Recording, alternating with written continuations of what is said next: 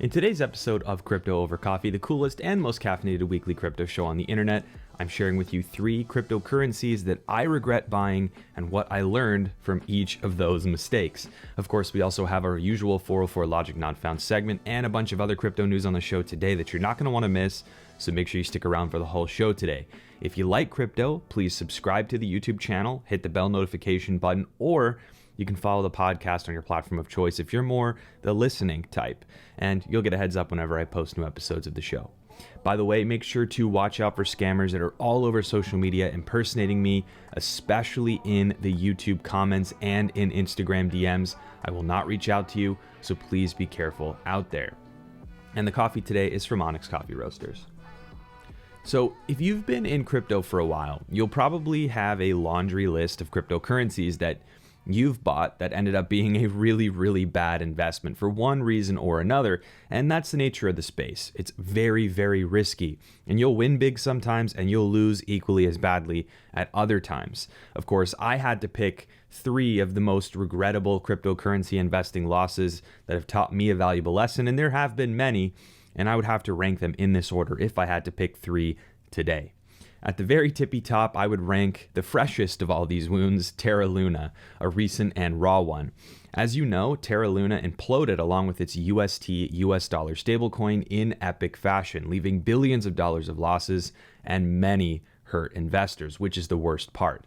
Despite the systemic concerns around algorithmic stablecoin sustainability, I was optimistic that the adoption of UST in the broader Cosmos ecosystem would drive demand, that Bitcoin and other crypto in reserve that protected against depegging would help, and that the adjustments made to Anchor Protocol's unsustainable yield would address the concerns with the project.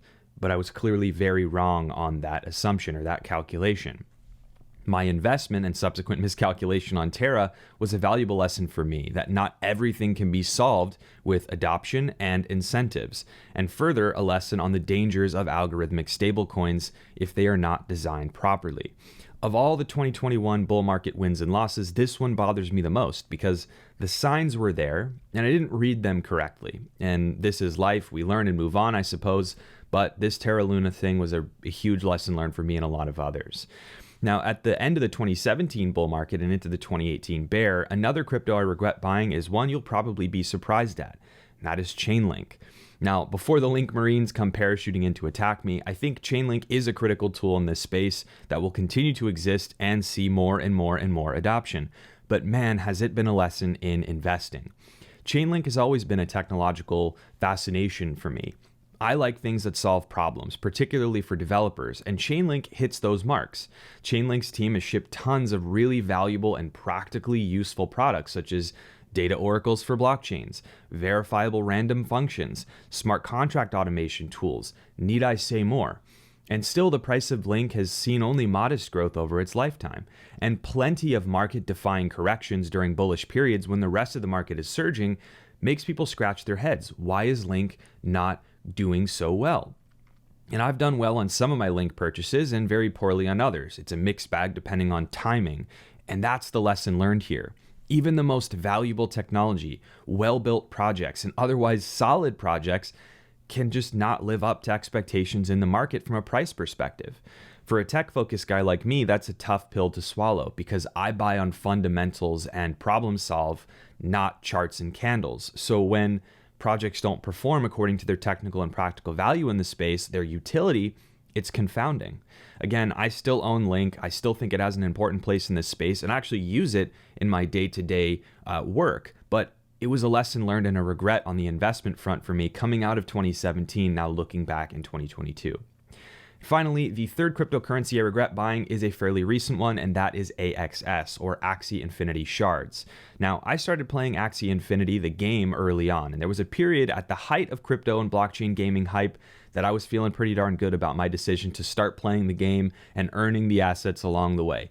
The Axie NFTs themselves, the smooth love potions or SLPs to breed those Axies, and the Axie Infinity Shards, the actual fungible token at the base of it. However, that eventually turned out to be a rather bad investment of time and money because Axie Infinity began to show cracks in the foundation.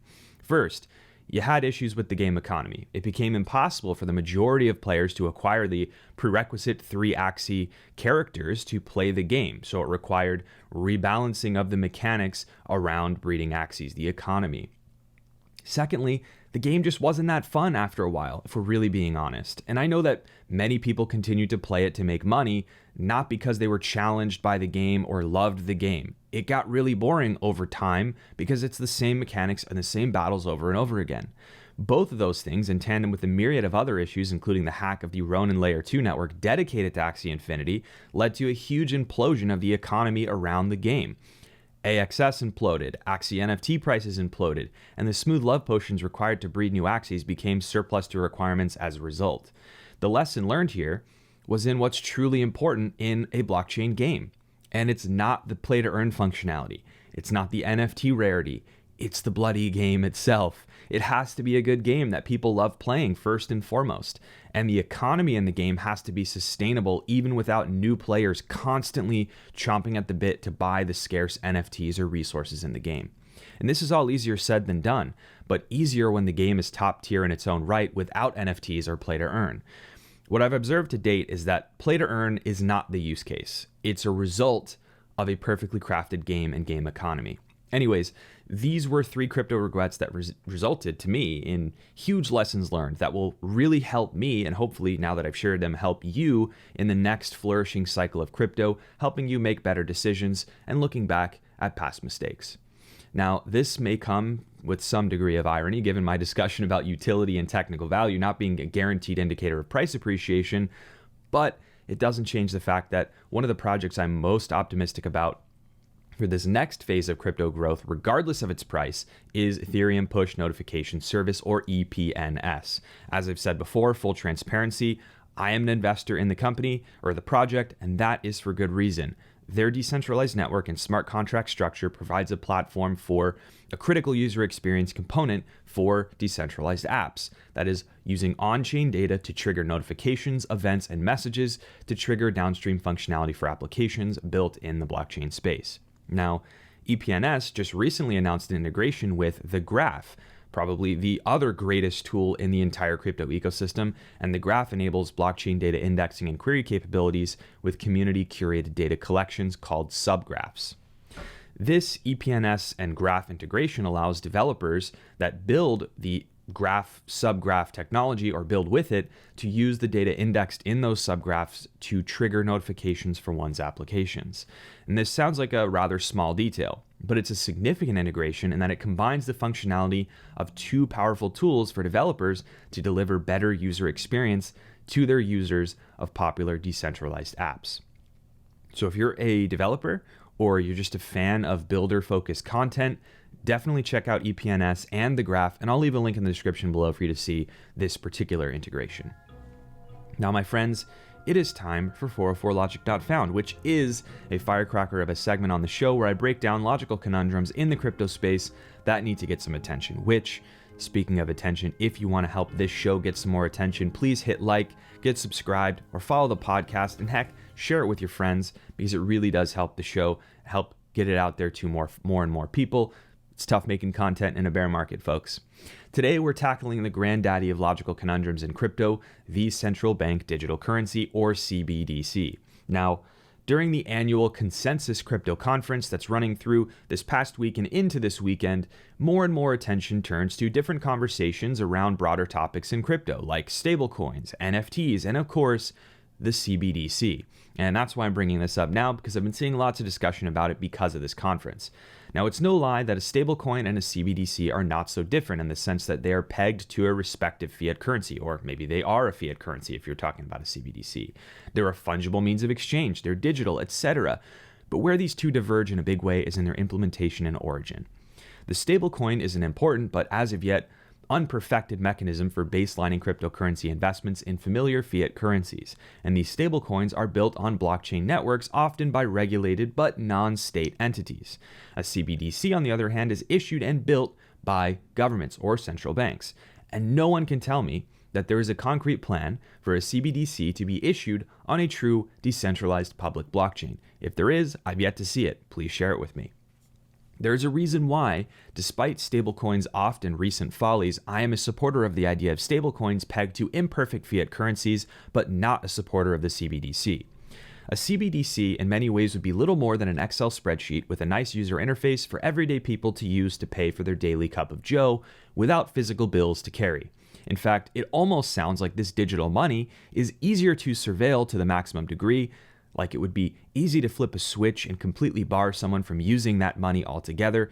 It sounds like a power that should not be wielded by a select few. Well, not by anyone for that matter. Many will decry this view as conspiratorial or tin-hatted, but I will tell you one truth that seems to permeate history. If a power exists, it will be wielded. Not all power is wielded with malintent or to a negative result, but certain powers can only really lead to misuse, let's be real.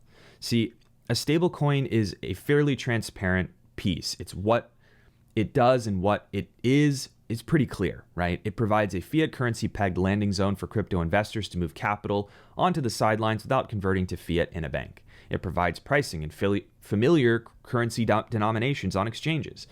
A stablecoin is not issuing a brand new currency or providing a state or other governing entity any new powers that they didn't already have before. It's a simple abstraction of the existing fiat currency system that exists today.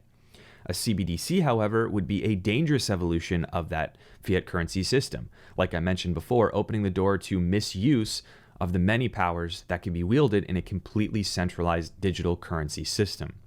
I've said it before and I'll say it again. A CBDC without decentralized governance by the people via on-chain and transparent voting is not a CBDC I'd be inclined to support from a personal perspective. You might feel differently, and that's perfectly fine. But let's be real too. That will never happen. It's in the name. It's a central bank digital currency. It's not meant to be decentralized and equitable for everyone in terms of what you have to say about the system. Many of us may prefer a Bitcoin standard rather than traditional fiat, but that's a whole other debate, and that's also unlikely to happen itself either.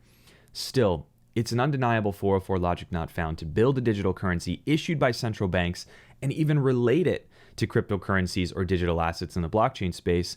Let's call a spade a spade. Now, next up, let's check out some crypto news stories from the past week. I've got some headlines to cover, so let's go ahead and jump in. Now, the very first story of the day is from the Wall Street Journal, actually one that I haven't read from in a while, actually.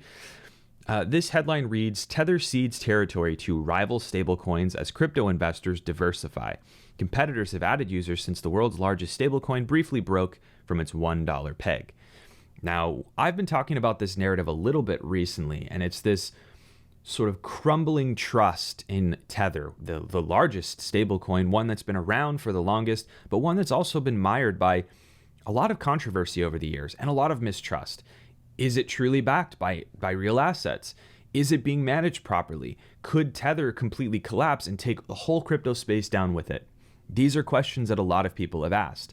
And frankly, that mistrust coming out of the drama around the Terra, Luna, and UST drama, where you had a huge depegging, drove a lot of pressure on Tether, and you started to see Tether starting to shake on its peg a little bit.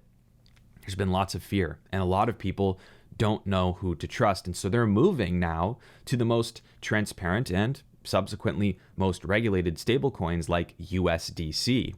And so what is really interesting here is to watch this shift. Are people going to opt for these sort of regulated, trusted players, or are they going to opt for the more crypto native, in a sense, options like Tether? And I'm not saying one is better than the other or that one is definitely going to collapse, but what I'm saying is Tether right now is in a really interesting spot, and I haven't quite seen an exodus from Tether quite like this since I think it may have been 2017, where there was a lot of questions around what's going on behind the scenes at one of the big exchanges relative to Tether. Are there actual assets backing Tether? Is the accounting report actually real and legit? Are they telling the truth? That was a much different story now than even today, because there was much less money in crypto back then. So this is going to be something to watch as this year and next year goes on, and then hopefully into the next positive crypto cycle. The truth will be revealed, I have a feeling, around which stablecoins are going to be the long-term players. The next story is from Cointelegraph. The headline reads this: Grayscale hires former Solicitor General to help force Bitcoin ETF approval. Ahead of the July 6 SEC decision, the investment giant has hired Don Verrilli, a former U.S. Solicitor General, as a senior legal strategist to work alongside its attorneys at Davis Polk and Wardwell LLP and its in-house counsel. Now, this is another huge debate. If you want to talk about what Bitcoin needs and the crypto market really needs as a boost, is a spot ETF or an exchange traded fund for Bitcoin, giving access to many high net worth and, to an extent, retail investors to invest in Bitcoin without having to sort of go direct to some of these crypto exchanges and decentralized offerings, okay? I think that it's unlikely that a spot ETF gets approved in the absence of past defined crypto regulation. And that's not me speaking, that's me thinking about what a lot of these regulators are probably thinking right now, especially the SEC, who has been, as we know, very aggressive in the crypto space of late. Now, it's very possible that Grayscale, whose proposal, frankly, to me, should pass, and I think there are folks in the SEC that think it should be approved, I believe that Grayscale is looking to take one final push and one final go at it in this sort of lull period of crypto to say this needs to be approved. I don't know if that's going to be a successful move. This move to hire a former U.S. Solicitor General is probably a good idea because it gives a little bit more of that sort of insider representation. However, I don't know that the decision is tied specifically to one organization's proposal. I think this is a blanket. The SEC will not approve any applications until X, Y, and Z things happen. And I just don't know when that's going to happen. And I'm not sure what those criteria are going to be at the end. I have a feeling that an actual regulatory bill's passage is probably going to be prerequisite, but I may be completely off on that. We do need a Bitcoin ETF from the perspective of sentiment. I don't think we need a Bitcoin spot ETF from the perspective of actual tangible investment. I think there are plenty of people who are coming into this space that are okay to buy Bitcoin in other ways. That's just my opinion. Next story is from CoinDesk. And the story reads, American Express adds first crypto product with Abra rewards card. A long time in the making, the Abra crypto card will be the first Amex cryptocurrency product, said Abra CEO Bill Barheit. I hope that's how you pronounce that name. Now, this is interesting because, first of all, American Express for a long time was seemingly pretty anti-crypto. They didn't want any co-branded stuff. They didn't want anything to do with crypto for a while. At least that was a lot of people's perspective. And that's the idea that I got because there were a lot of others, the Visas and the MasterCards and other payment platforms around the world started to move into the crypto space. American Express was not. Now, Abra is a company and an organization that I've actually used their products a fair bit, especially in the earlier days of crypto. Abra, their mobile app was really well designed, really nice. I used Abra fairly often. Now, Abra, now moving into this crypto card area, it's a little crowded, so I would say it might be a little difficult for Abra to make a big splash with a crypto card because there are so many of them, and we've seen with some like crypto.com that the card is not always economically viable. But the bigger story here is that more and more traditional finance companies and payments companies are starting to move into this area. It just gives further credence that this space is not dead, it is not going away, and it will continue to grow, especially as big organizations like Amex and others start to allow sort of support in this area. So really interesting stuff, definitely one to keep track of. And speaking of large financial organizations, we've talked about Fidelity before. At the Consensus Conference, the Consensus 2022, which I believe is in Austin, Texas. I couldn't go this year. I had other things going on. This headline is interesting. Fidelity's Abby Johnson reaffirms crypto commitment in bear market. The CEO sees opportunities to buy on a dip. If you would ask me in 2015 or 2017 that we would hear folks from Goldman Sachs and Fidelity and all these huge companies, especially the executives, saying basically to the effect of, we're happy, even in a crypto bear market, we're still building in this space, we're still supporting the space. Oh, and basically to the effect of, we're buying the dip, there's opportunities in the dip. I would have told you, you are absolutely freaking nuts. And so this is really cool because Fidelity, as we've talked about on the show before, is now allowing access to plan holders in a 401k, so employer 401k plans, and those who have them or those who access them, they're allowing investment access to Bitcoin within these 401k platforms. Now, there's some regulatory impact to that. Not everyone's very pleased about it, both probably within the company as well as in the regulatory community. But what this really means is that, again, this space is starting to permeate areas of finance and establishment financial services that people should not be ignoring. It's really significant if you really think about it. That is millions of people that have access to Bitcoin now in a 401k, where they don't have to worry about a wallet, they don't have to worry about private keys, they don't have to worry about any of that stuff, but they have exposure to that asset. That exposure makes people think, well, maybe I should learn about some of this stuff. Maybe I should learn about self-custody. Maybe I should learn about decentralized networks. Maybe I should learn about Bitcoin and then other blockchains. That's how people enter into the crypto space. So we shouldn't be upset about people, oh, you're not using self-custody. Well, you're a terrible person. Frankly, this is the way you get people on board, right? You bring them on through traditional mechanisms where they get exposure, piques their interest, and then they move into the space. So really good to see Fidelity and others reaffirming their interest and their commitment to this space. Pretty cool stuff. That's going to do it for the stories, and I want to thank the sponsor of today's episode, DigitalBits, a platform for brands to quickly and easily create branded cryptocurrencies, NFTs, and stablecoins to interact with their customers more directly. DigitalBits already works with several notable brands such as AS Roma and Inter Milan, fan favorite clubs in the Serie A football in Italy, and recently brought football legend David Beckham on board as an ambassador as well. You know me, I love some footy. DigitalBits makes it easy for brands to provide cryptocurrency and NFT related experience to their customers, and the underlying cryptocurrency for DigitalBits platform is now available as a payment method on the content platform Chili.com, as well as an approved cryptocurrency in Ukraine by way of the Ministry of Digital Transformation's list of legalized cryptocurrencies. So if you want to learn more about DigitalBits, I've left a link in the description for you to check out, and thank you very much to them for making this episode possible. I want to thank you as well for making all of the shows that I publish on this channel possible. I really appreciate you watching, and if you have some time to stick around, please check out this video right here on the screen. I think you might be interested in it, but most of all, I hope you and your family have a wonderful weekend and week ahead, and until next time, cheers.